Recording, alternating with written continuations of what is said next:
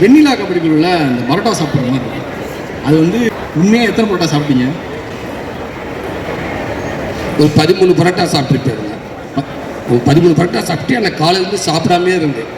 என் director சொல்லிட்டாரு, இவங்களுக்கு எதுவுமே கொடுக்காதீங்க, டீயை கூட நிறையா கொடுக்காதீங்க அப்படின்ட்டாரு. சுடிகளை நடிக்கத்தானே போகிறேன், எதுக்கு நமக்கு சாப்பாடே கொடுக்கலான்னு சொல்கிறான்னு தோணுச்சு. அந்த சீன் நைட்டு 10 மணிக்கு எடுத்தாங்க. அப்போ சாப்பிட்றப்ப கொமட்டிக்கிட்டே வரும்ல யாராக இருந்தாலும். அப்போ ஏதாவது 13 பரோட்டா சாப்பிட்டு விடால 2 பரோட்டா பின்னாடி தூக்கி போட்டேன். அதெல்லாம் கண்டுபிடிச்சிட்டாங்க, கொன்னே விடுவேன், ஏமாத்தினா 1 மணி போயிட்டு இருக்கும் பார்த்துக்க அப்படின்ட்டா டேரக்டர். ஒரு 13 பரோட்டா சாப்பிட்டு அந்த டேக் ஓகே ஆச்சு.